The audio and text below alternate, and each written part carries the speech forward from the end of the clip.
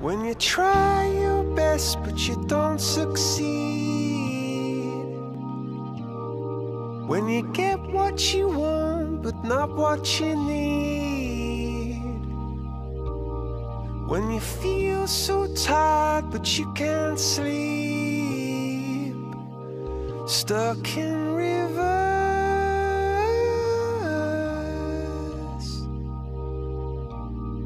And the tears come streaming down your face. When you lose something you can't replace. When you love someone but it goes to waste. Could it be worse?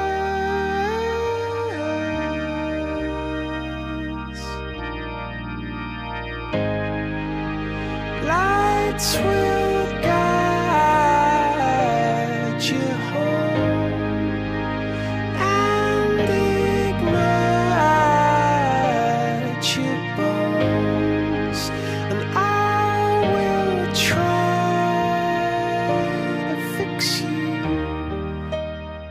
Hola, muy buen día. Me da muchísimo gusto que me den la oportunidad de estar con ustedes en este día para hablar sobre un tema que todo obstetra debe conocer y en el cual además muchas cosas han cambiado. Agradezco al comité organizador la gentil invitación para estar con ustedes y en los próximos 35 minutos vamos a hablar específicamente sobre las reparaciones del canal de parto. Quisiera que levantemos la mano los que pertenecemos a la generación de episiólogos. Yo tengo que declarar que pertenezco a esta generación que nos enseñaron que es mejor un corte limpio a tiempo que un desgarro irregular. Esta generación que crecimos y nos formamos creyendo que no importaba que fuera un epicio procto siempre y cuando la supiéramos reparar, o que era mejor un epicio media que un epicio medio lateral que le generaba, creíamos, mucho más problemas a la paciente. O que nos enseñaron que el crómico es la sutura ideal porque no corta como el Vicryl. Que nos decían que cuando estábamos reparando una lesión que había involucrado la mucosa del recto, por ningún motivo teníamos que pasar a través de la mucosa hacia la luz del recto, porque eso no solamente generaba un problema de un riesgo de infección, sino que además debilitaba las estructuras. O cuántas veces no nos dijeron que simplemente con ver una ya era suficiente para que nosotros hiciéramos la otra y que quizá nos dejaron sin supervisión desde el inicio y aprendimos a hacerlo a nuestra manera, creyendo que solamente 2 o 3 capas eran suficientes para afrontar los tejidos y que eso nos iba a dar el resultado pues que de alguna manera se pretendía. Antes nos decían que la manera para clasificar estos problemas era hacerlo a través de 4 etapas. Cuando se desgarraba solamente parte del tejido celular y que había una lesión no sangrante, pues prácticamente no le hacíamos nada. Cuando ya había, ya sea producida intencionalmente a través de un epicio o un desgarro espontáneo, compromiso de lo que llamábamos la mucosa vaginal, pues nos enseñaron a que lo reparáramos con crómico, normalmente en puntos anclados para que no sangrara. Eso se llamaba un desgarro grado 2 o un epicio grado 2. Y un desgarro grado 3 era aquel que comprometía el esfínter anal y nos enseñaban a repararlo a través de dar puntos en 8, usualmente con una sutura muy gruesa. Podía ser a veces crómico y si estábamos, digamos, de plácemenes, pues con Vicryl. Y cuando ya había un compromiso de la mucosa rectal, la famosa epicio procto o la lesión de 4º grado, pues nos enseñaban a repararla con Vicryl, habitualmente con puntos separados, teniendo esta precaución que les decía de no entrar a la mucosa. Bueno, pues muchas de estas cosas han cambiado. Y ahora existe una clasificación propuesta por el doctor Sultán que se llama OASIS y que comprende estas subclasificaciones. La grado 1 habla básicamente igual a la anterior, un compromiso del tejido celular subcutáneo que pudiera repararse o pudiera dejarse a cicatrización espontánea. El grado 2, ahora ya sabemos que no es una mucosa como tal, sino es un epitelio vaginal, y esa se llama grado 2. El gran cambio vino el doctor Sultán propone que se haga una clasificación o una subclasificación del grado 3 en 3 etapas. Y esto tiene un propósito que ahorita vamos a mencionar a detalle. La 3A es aquella que involucra el esfínter anal externo en menos del 50% de su, digamos, de su tamaño. La 3B es cuando se compromete más del 50% de este esfínter anal externo. Y el grado 3C es cuando ya se compromete el esfínter anal interno. El grado 4 sigue siendo igual que la anterior, un compromiso de la mucosa rectal. ¿Por qué se propuso esta nueva clasificación? Bueno, se propuso precisamente para magnificar o dimensionar en la justa proporción la importancia de definir exactamente el tipo de compromiso de estas dos estructuras, sobre todo, y este es yo creo el meollo más importante de una de las cosas que queremos transmitirles en este día, la importancia de conocer, reconocer y reparar, saber reparar el esfínter anal interno. Y en el transcurso de la conferencia vamos a comprender claramente por qué es esto tan importante. Como les decía, ahora ya se llaman estas lesiones, que antes se llamaban lesiones del canal de parto, ahora se llaman Obstetric Anal Sphincter Injury o OASIS. Esto, ¿por qué es importante que lo tratemos en un curso de hemorragia o en un curso, digamos, de temas más importantes? Bueno, porque si no sabemos reconocerlo y repararlo, vamos a tener todas estas complicaciones a futuro. Urgencia fecal, manchado fecal, esta molestia de tener que cambiar su ropa interior una paciente cada que va a orinar porque se da cuenta que tiene manchado fecal a pesar de haberse limpiado muy bien en la evacuación previa. Mayor riesgo de prolapso genital por una amplitud del hiato genital que traduce una lesión de la placa elevadora del ano y de la afectación del músculo elevador del ano. Dispareunia, disfunciones sexuales, ya sea por la misma dispareunia o por la falta de, digamos, de tejidos sanos a nivel del epitelio de la vagina que afectan la lubricación. Una mayor frecuencia de infecciones urinarias e infecciones vaginales, por mencionar los principales. Entonces, ¿por qué es importante hablar de esto? Porque muchas cosas han cambiado y porque tiene mucha trascendencia para la paciente el que no atendamos de manera correcta estos problemas. Soy Heriberto Lizaola, soy de San Luis Potosí y me da muchísimo gusto poder acompañarles este día en este curso tan trascendente. Habemos como dos tipos de personas. Los que sabemos, tenemos un relajo en nuestra cabeza o en nuestro escritorio o en nuestro consultorio o en nuestra casa, pero sabemos en dónde está todo y no queremos que nadie nos meta mano porque si nos mueven tantito algo ya no lo encontramos. O también habemos personas que tenemos una estructura de pensamiento tan ordenada y organizada que no podemos ver este desorden y todo lo clasificamos y lo metemos en cajitas. No sé cuál tipo sean ustedes, pero ahora voy a presentarles tanto evidencia como conocimiento de manera sistematizada, de manera que cualquiera de las estructuras mentales que ustedes posean sea esta información suficientemente útil para que puedan traducirla en, obviamente, acciones que cambien su práctica cotidiana. Y es que también no sé qué tipo de enseñanza tuvieron ustedes. No sé si ustedes tuvieron un residente o un adscrito que se sentó con ustedes en la famosa técnica GHOST para decirles paso por paso, de manera, digamos, muy paciente, qué es lo que tenían que hacer para reparar esto que, pues, de alguna manera era tan cotidiano como la atención del parto y los desgarros del canal de parto.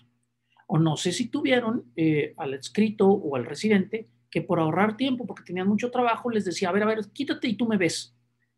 Ya sea de uno o sea de otro, puedo apostarles que al menos un un concepto tienen ustedes diferente de lo que dice actualmente la medicina basada en evidencia. Y por eso creo que es muy importante que se regalen este tiempo para revisar este tema. Uno de los conceptos que quiero transmitirles de manera muy clara es que siempre se daña el piso pélvico y las estructuras de esta área al momento del trabajo de parto. Siempre, unas más, otras menos.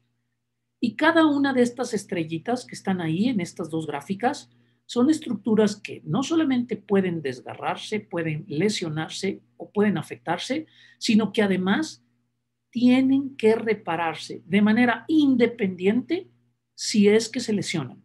Entonces, vayan sacando cuentas de cuántas capas y cuántos pasos tendría que hacerse en una reparación, por ejemplo, de un desgarro de cuarto grado.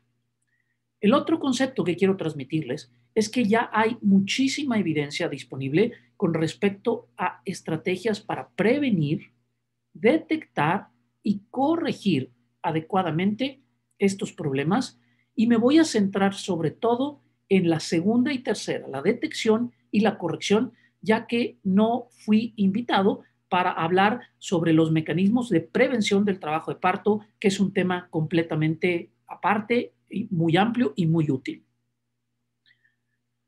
Cuando nosotros hacemos una episiotomía o cuando la paciente tiene un desgarro, pueden comprometerse sobre todo estas estructuras. Y cada una de estas estructuras debe de repararse de manera independiente. No es correcto lo que nos enseñaron en su momento, que el afrontar estructuras era suficiente. Y ahorita vamos a comprender por qué. Del lado izquierdo tienen ustedes todas las estructuras que se dañan en un desgarro de cuarto grado. Todo eso tendría que repararse de manera diferente, por capas y con técnicas un poquito diferentes. Pero también se puede dañar, por ejemplo, los labios cervicales o el cérvix, y también puede haber desgarros paravaginales en la pared interna de la vagina. Y esto es algo que ustedes deben de saber y que sobre todo deben de ir a buscar. Pero además de eso, siempre en el trabajo de parto se daña el músculo elevador del ano y el nervio pudendo hasta cierto grado. Una de las cosas que quiero transmitirles es que lo que no hagamos bien en este momento, la paciente lo va a tener que pagar muchos años después. Y hay aquí 10 puntos que quiero transmitirles. El primero, la episiotomía siempre causa más daños que beneficios. Es mejor no hacer episiotomía que hacer una episiotomía. Así de claro. 2. Sí funcionan los masajes perineales cuando se hacen a tiempo y con una técnica adecuada, y sí es muy útil para beneficio de la paciente las compresas calientes durante el trabajo de parto. Y eso lo dice ya la medicina basada en evidencia.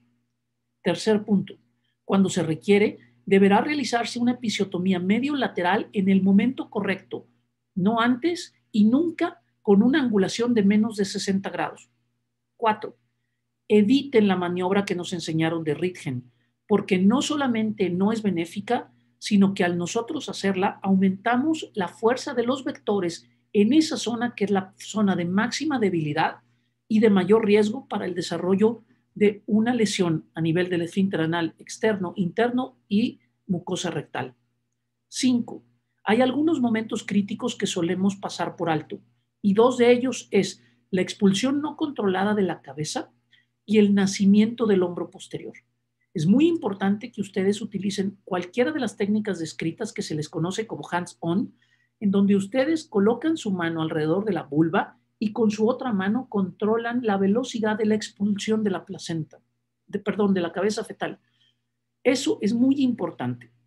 El nosotros enseñarle a la paciente que va a tener un reflejo inconsciente, que la va a querer hacer que mueva su cadera y que trate de levantar su cadera, y decirle que no lo haga, pero antes de que tenga ese reflejo, es decir, desde antes de que la paciente esté en este momento del nacimiento de su bebé, es muy importante porque al nosotros evitar estas maniobras, le van a favorecer a la paciente, si acaso no nos hace caso, el que tengan más posibilidad de tener lesiones. Y el segundo, una causa muy, muy frecuente y muy poco atendida de lesiones de las estructuras del periné es el nacimiento del hombro posterior. Es muy importante que ustedes cuiden ese momento y que lo hagan con mucha gentileza.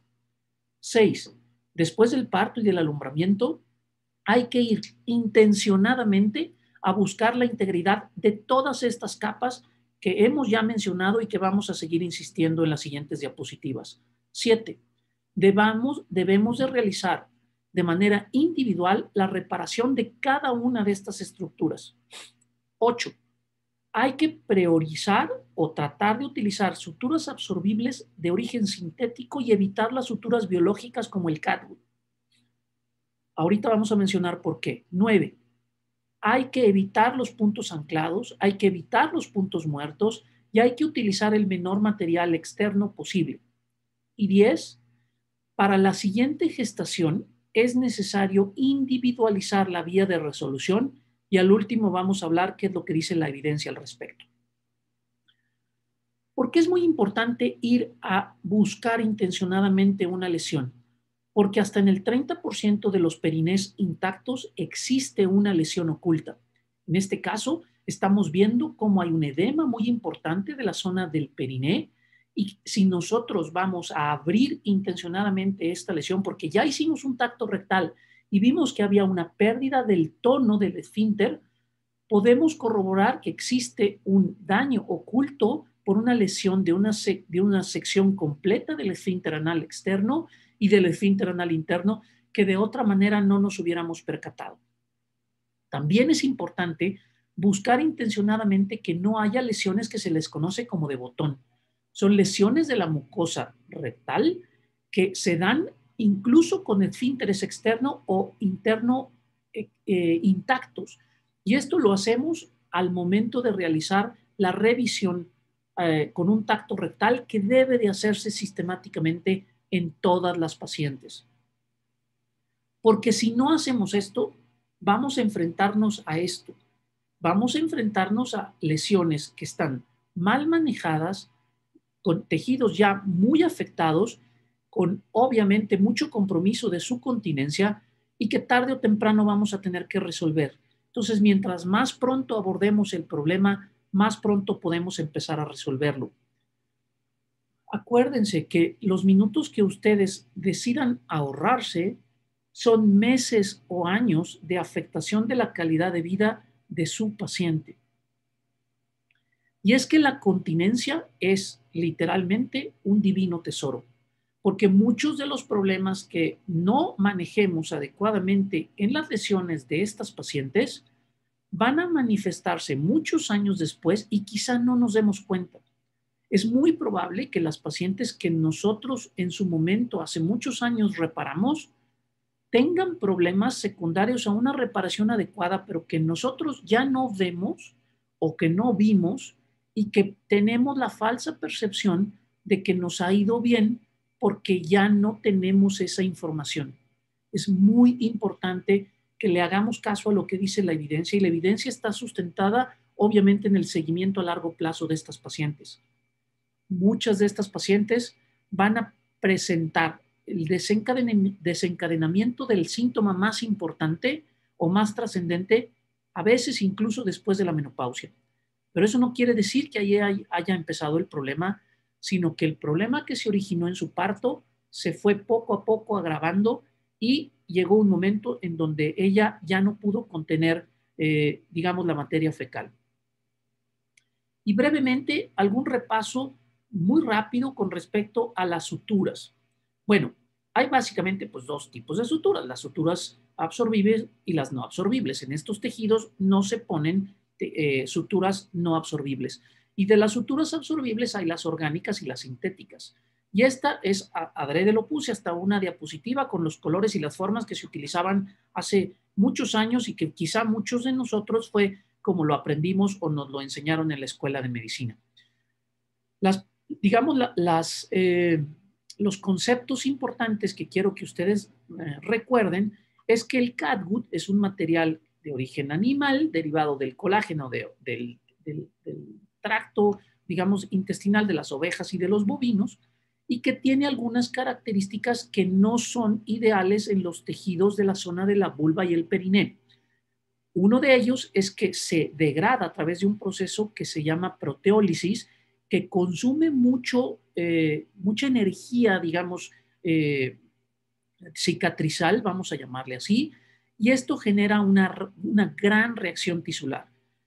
El problema de esto es que esta reacción tisular no cambia el tipo de tejido y hace que el tejido que termine estando en esta zona de cicatrización no sea un tejido útil. Estamos hablando útil a nivel de la contractibilidad y obviamente de la continencia. El catgut simple es el peor de todos y el catgut crómico en algo, digamos, pudiera disminuir esta reacción proteolítica. Sin embargo, sigue siendo un material que es no el apropiado para estos tejidos. Era lo que teníamos antes. ¿Cuáles son los tejidos apropiados? Pues idealmente los sintéticos que se procesan a nivel biológico a través de un proceso de hidrólisis, no de proteólisis, y esto genera una mucho menor reacción tisular. El Vicryl es una muy buena opción y las suturas de 2 ceros, 3 ceros son muy buenas para tener una fuerza tensil y una utilidad en esta zona. ¿Cuál es el único pero que le ponemos al Vicryl? Que es multifilamento. Y en esta zona es una zona que preferimos utilizar, digamos, todo lo que está a nuestro alcance para minimizar el riesgo de infecciones o de colonizaciones bacterianas. Sin embargo, a pesar de ser un material multifilamento, no se ha asociado a mayores incidencias de infecciones por la sutura per se. ¿Cuál es la ideal? El monocril. ¿Cuál es la desventaja? Que no en todos los lugares se tiene. Esta igual se degrada por hidrólisis, da muy poquita reacción tisular, es monofilamento y es una sustancia ideal para la reparación de estas áreas. También lo es el PDS y también lo es el Dexon. Ahora, les decía que la clasificación de las lesiones del canal de parto cambió a través de la propuesta del doctor Sultán. Y esta clasificación, les decía, la clasificación grado 3 la subdivide en 3, la 3A, la 3B y las 3C. Para que ustedes lo recuerden de manera práctica, vamos a decir que vamos a empezar de atrás hacia adelante. El grado 4 es cuando se compromete la mucosa del recto. El grado 3C es cuando se compromete la estructura más pegada a la mucosa rectal, que es el esfínter anal interno. Y ese esfínter anal interno, puedo apostarles que muchos de ustedes ni siquiera lo conocen. Y no lo conocen porque nunca se los mostraron. Y es difícil buscarlo porque cuando se lesiona por el tono del músculo, se contrae hacia afuera y hacia arriba. O si nosotros estamos atendiendo el parto, se contrae hacia afuera y hacia arriba. Y eso hace que si nosotros no vamos a buscarlo intencionadamente y lo traccionamos, sea muy difícil que lo podamos reconocer. La coloración del esfínter anal interno en la paciente en vivo es más o menos como un cafecito, como un color, digamos, de una pechuga de pollo, como de ese colorcito es, a diferencia del esfínter anal externo que ustedes conocen, que es una coloración de un músculo, como de un bistec, como de una carne. Ahora, les decía que si empezamos de atrás hacia, digamos, del 3C, 3B y 3A, el 3C es cuando se compromete el esfínter anal interno, el 3C es cuando, perdón, el 3B cuando se compromete más del 50% de la longitud o del grosor del esfínter anal externo y el 3A es cuando se compromete menos del 50%. Es decir, se desgarró algunas fibras chiquitas, ya es un 3A. Se desgarró o se lesionó más del 50%, ya es un 3B. Híjole, parece que es un 3B, pero tiene ya una lesión del esfínter anal interno, entonces automáticamente ya es un 3C. Una de las cosas que dice la clasificación es que se le va a poner el nombre al mayor grado de lesión evidente. Si yo tengo en unas partes un 3A, pero tiene una lesión de botón, yo no le puedo decir 3A, tengo que decirle un 3C. Y esta es como una gráfica que me ayuda a transmitirles estas capas desde donde se lesiona, porque normalmente se lesiona, digamos, tomando en cuenta la luz del ano como la parte interna y la vagina o digamos, lo que sería el tabique recto vaginal, se empieza a lesionar desde ahí el epitelio de la vagina, el tejido celular subcutáneo, el esfínter anal externo en su porción distal o externa, el esfínter anal interno y la mucosa del recto. Por ejemplo, en este caso, vemos en esta imagen un poco de mucosa rectal, ahí dice anal epithelium, luego vemos el esfínter anal externo tomado con una pinza, totalmente desplazado, y vemos un esfínter anal interno que no está comprometido. Entonces, en este caso, le llamamos 3B porque compromete más del 50% del esfínter anal, perdón, externo, ahí está mal, dice esfínter anal interno, es esfínter anal externo y no afecta el esfínter anal interno. Bueno, nos quedan todavía 10 minutos y estamos en tiempo. Ya terminó el parto, ya exploramos y ya vemos que tiene nuestra paciente una lesión. Si tiene una lesión del esfínter anal externo, hay que repararla. Y hay que repararla por cualquiera de estas dos técnicas. Hay dos técnicas descritas. Una de ellas se llama técnica término-terminal, que como su nombre lo dice, una porción terminal con la otra. Y la otra es una técnica que se llama técnica de traslape. A nivel de medicina basada en evidencia, ahora ya se sabe que las dos es prácticamente lo mismo, siempre y cuando lo repares bien. Entonces, ¿cuál es la que te recomiendo que hagas? La que tú te sientas más competente para hacerlo. Te sugiero que aprovechen los cursos que organizamos nosotros o, digamos, la gente que le gusta estos temas, porque hay talleres que organizamos utilizando modelos biológicos en donde los enseñamos a utilizar estas dos técnicas, pero puede ser la que ustedes quieran. La término terminal se sutura siempre en 4 puntos. Dijimos al inicio que estos pasadas en 8, esto ya no se utiliza. Y el concepto que yo quiero transmitirles es que se unen los puntos de un lado con los del otro en un orden específico. Y se une, por ejemplo, el punto rojito de un lado con el punto rojito del otro. En este caso, el punto rojo es lo que correspondiera si nosotros hacemos un círculo y dibujamos los horarios de un reloj en cada una de estas caras del esfínter que estamos viendo, digamos, de frente. Entonces es lo que correspondía al horario de las 12. El punto 3, en este caso, de su lado derecho, es el punto verde, y ese lo vamos a unir con el punto 9 del otro lado que está en verde, que correspondería del lado izquierdo al horario de las 9. Y así lo hacemos sucesivamente. Entonces, esto de darle puntos de un lado y al otro y un lado y al otro y que amarre fuerte, eso ya no se utiliza porque genera mucha isquemia que a la larga genera un compromiso de la cicatriz. Entonces, les sugiero que tomen una captura de pantalla a esta diapositiva, porque es como una guía muy práctica de qué es lo que se une con qué y sobre todo también cuál se une primero. Si ustedes inician, digamos, uniendo los puntos verdes, se van a ocluir la visión de los puntos que están más posteriores, que en este caso son los amarillos. Entonces, esta es la secuencia. Primero unen los amarillos. Si son diestros, pues van a dar con la sutura, digamos, del lado derecho hacia el lado izquierdo y se unirían el punto 9 con el 3 del otro lado.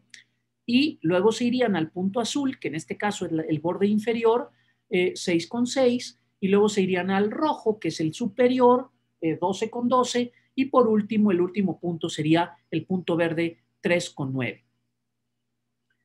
Entonces, digamos, en una vista generalizada, nosotros vamos a tener en esta área, pues el epitelio vaginal comprometido, por ejemplo, en este caso, el esfínter anal externo comprometido, el esfínter anal interno comprometido, que aquí ya está suturado, y la mucosa rectal, en este caso, libre. Estamos hablando, por ejemplo, en este caso, que es un desgarro 3C, porque se comprometió el esfínter anal interno. Ahora, cuando nosotros vamos a reparar la mucosa del recto, es decir, un desgarro grado 4, nos habían enseñado que no pasáramos toda la aguja y toda la sutura hasta la luz del intestino y que dejáramos los puntos en la parte, digamos, como de los tejidos que quedaban dentro de la cicatriz, vamos a llamarlo así, y nunca dejábamos nada de material porque no entrábamos a la mucosa del recto. Ahora la evidencia nos dice que es justo lo contrario. Tenemos que entrar por la luz del recto, salir del otro lado y anudarnos de modo que el nudo quede por dentro de la luz del ano. Y esto no aumenta los riesgos, al contrario, los disminuye. Y esto se hace con puntos separados o pudiera ser continuos, nunca anclados, pero pueden dejar y deben dejar el nudo dentro de la mucosa rectal. En esta gráfica vemos el esfínter anal externo en la flecha amarilla y el esfínter anal interno en la flecha azul. Y el esfínter anal interno ya está reparado por una técnica que se llama técnica de colchonero. Entran de un lado, salen del otro, luego vuelven a entrar de ese lado, por ejemplo, en este caso, entran del lado derecho, ustedes son diestros, entran del lado derecho, salen del lado izquierdo, en la estructura del lado izquierdo, que estaba obviamente seccionada, vuelven a entrar sobre ese lado izquierdo y luego van hacia la porción del lado derecho y hacen su nudo del lado derecho. Ese se llama el típico colchonero, ustedes ya lo conocen. Pero bueno, se aconseja así suturar el esfínter anal interno y más o menos este color es el color de cómo lo encontrarían en la paciente, digamos, en el escenario clínico habitual.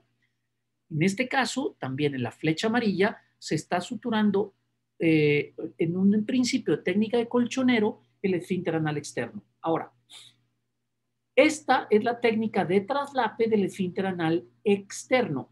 Primero se hace una sutura tipo colchonero y después se hacen unos puntos simples en dos secciones sobre la parte, digamos, más cercana a la lesión de uno de los segmentos, el que queda por encima del otro, para anudarlo con la porción inferior. Esta es la famosa técnica de traslape. Entonces, nuevamente, el esfínter anal interno en la flecha azul, el esfínter anal externo en la flecha amarilla y aquí el punto de colchonero que les decía, utilizando la pinza de Alice para nosotros traccionar ese esfínter anal interno que lo vamos a ir a buscar intencionadamente. Así como cuando se desgarra el esfínter anal externo, que nosotros vamos y lo buscamos a través de esos canales que se hacen para traccionarlo y poderlo reparar, igual, nomás que lo hacemos en una dirección, tomamos con la Alice y jalamos hacia abajo y nos traemos de hacia afuera hacia adentro el esfínter anal interno. Cuando lo hagan, después de hacerlo la primera vez, se les va a hacer muy, muy fácil. Ahora, si una paciente ya tuvo una lesión, ¿qué es lo que se tiene que hacer después? Pues se tiene que evaluar. Se tiene que evaluar el grado de compromiso o de lesión o qué tan bien estuvo nuestra reparación. Y esto se hace a través de un ultrasonido endoanal. Es la técnica ideal. Y esta es la imagen normal de un esfínter anal externo e interno a través de un ultrasonido endoanal. Recuerden que todo lo que tiene más líquido se va a ver más hipoecoico y lo que tiene menos líquido se va a ver más, ahí está mal, dice esfínter anal. El esfínter anal interno tiene más líquido y se va a ver más hipoecoico y el esfínter anal externo tiene menor cantidad de agua y se va a ver más hiperecoico. En este caso es la flecha rosa y el esfínter anal interno que se ve más oscuro es la flecha azul y así es como se ven las estructuras normales. Ahora, ¿qué pasa cuando hay una lesión? Cuando hay una lesión, como en este caso, que están las flechas amarillas, hay una lesión del esfínter anal interno que abarca desde el, insisto, como si fuera un reloj, desde la hora de las 2, las 2 hasta las 8 en toda la porción posterior, y del esfínter anal externo, que es donde están las flechas amarillas, hay una lesión del horario de las 10 al horario de la 1. Esta es nuevamente lo que les acabo de decir, de manera, digamos, un poquito más gráfica, trazando dos líneas para ayudarnos a delimitar el área de extensión de la lesión. Y el esfínter anal, el ultrasonido endoanal nos permite poder evaluar como varias áreas según qué tan profundo hagamos la evaluación o qué tan superficial. Del lado izquierdo, donde están las flechas amarillas, es la parte más alta. Incluso aquí podemos ver parte del tubo rectal que como una hamaca detiene toda la parte del esfínter anal. Podemos ver a través de la reconstrucción tridimensional si existen abscesos o lesiones. Es decir, esta es la técnica ideal de evaluación. No me voy a meter a esto. Quizá ya nada más para terminar, comentarles, estamos en tiempo todavía. ¿Qué hacemos con la consejería de una paciente que ya tuvo un desgarro de su canal de parto para un siguiente embarazo? Bueno, pues va a depender de dos cosas. Uno, si la paciente tiene síntomas ya de ese compromiso o está asintomático. Si la paciente tiene síntomas y el problema, o no tiene síntomas, y el problema es pues más o menos o muy significativo, vamos a poder nosotros darle una consejería, pero todo este rollo que está evaluado en un algoritmo publicado justamente en ese artículo que les comento del doctor Sultán, se resume básicamente en lo que yo les estoy subrayando en amarillo. Si la paciente ya tuvo una lesión y tiene básicamente un periné y unos tejidos intactos, le podemos ofrecer un parto, no importa si es sintomático o asintomático, siempre y cuando tenga tejidos intactos. Si no tiene tejidos intactos, la recomendación es hacer una cesárea, pero también si la paciente quiere tener un parto con tejidos intactos, tenemos que enseñarle que puede tener una lesión con una probabilidad del doble o hasta el triple mayor de tener una lesión porque ya tuvo una previa y saber a todo lo que se enfrenta. Si la paciente decide no someterse a una cesárea por ese temor o esa precaución, es válido programarla para cesárea. Concluyo con estas próximas diapositivas. Primer punto, deberá revisarse exhaustivamente el área, todo el área, en búsqueda de lesiones y se clasificará según el grado máximo de lesión aparente. B, hay que ser muy obsesivos con la sepsia y la antisepsia antes de iniciar la reparación. Hay que utilizar una adecuada técnica de asepsia y antisepsia en este tejido. Hay que tener una adecuada ventilación, una adecuada exposición de los tejidos y se sugiere utilizar una dosis de antibiótico profiláctico. Siguiente punto, asegurar excelente iluminación, visualización, material quirúrgico suficiente, etc. No es correcto hacerlo sin el material adecuado. Hay que priorizar utilizar tejido sintético, preferentemente vicril o monocril, en suturas no tan gruesas. El 3 ceros es suficiente, el 4 ceros, el 2 ceros, en ese orden de preferencia, y el 5 ceros, si acaso ustedes lo tienen disponible, sobre todo para la mucosa rectal, y como última opción, el crómico, el catgut crómico. Ahora, se sugiere, si van a utilizar puntos separados, que lo hagan con técnica de colchonero y que no anclen sus puntos, porque la isquemia genera más daño que beneficio. Si ustedes tienen una área que está sangrando, hay que ir específicamente a buscar el vaso y en todo caso coagularlo o repararlo en lugar de utilizar los puntos anclados. Y obviamente no hay que dejar puntos muertos. Ahora, ¿cuántas capas ustedes reparan cuando atienden un parto y tienen un desgarro de 4º grado? Porque estas 9 son las 9 capas que ustedes tendrían que reparar. Y es muy importante que ustedes tengan bien claro esto y les sugiero que hagan un ejercicio académico para ustedes en la atención de su siguiente parto. Porque cada una de estas capas tendría que repararse, insisto, de manera separada y de manera diferente. Y esta siguiente diapositiva también les sugiero que tomen una diapositiva porque es la síntesis de lo que ustedes tienen que tener de conocimiento según basada la evidencia. ¿Cómo se repara la mucosa rectal? Puntos simples, pueden ser separados o continuos, pero no anclados, y el nudo tiene que estar en la luz del recto. ¿Cómo se repara el esfínter anal interno? Con puntos separados de colchonero. ¿Cómo se repara el esfínter anal externo? Puntos separados simples en estos 4 puntos que dijimos, si es que van a hacer una término terminal, o puntos separados tipo colchonero si van a hacer la técnica de traslape. Hay que reparar el tejido que está celular profundo para no dejar estos espacios muertos, y esto lo hacemos con puntos simples o continuos no anclados. Hay que ir a reparar los músculos perineales, específicamente el transverso perineal y el bulbo cavernoso, pero también incluso los músculos del pubo rectal, incluso si fuera necesario porque se extendió la lesión o la epicio lateral, y esto hay que hacerlo con puntos simples o de colchonero sin anclar. El tejido y la grasa celular subcutánea puede repararse por puntos simples o continuos, y el epitelio de la vagina pueden utilizar puntos continuos, sin anclar o puntos separados, si así lo quisieran, se sugiere continuo, hasta la horquilla del himen y ahí hacer como un nudo temporal, regresar hacia la parte del celular subcutáneo del periné y ahí se recomienda utilizar dos capas, una más profunda y otra superficial, y con la superficial ustedes se regresan desde la parte de, digamos, muy cerca del ano, hacia la parte donde se habían anudado en esta horquilla, y esto cubre la última parte de la piel del periné. Esto es como a grandes rasgos una recomendación según basada en la evidencia.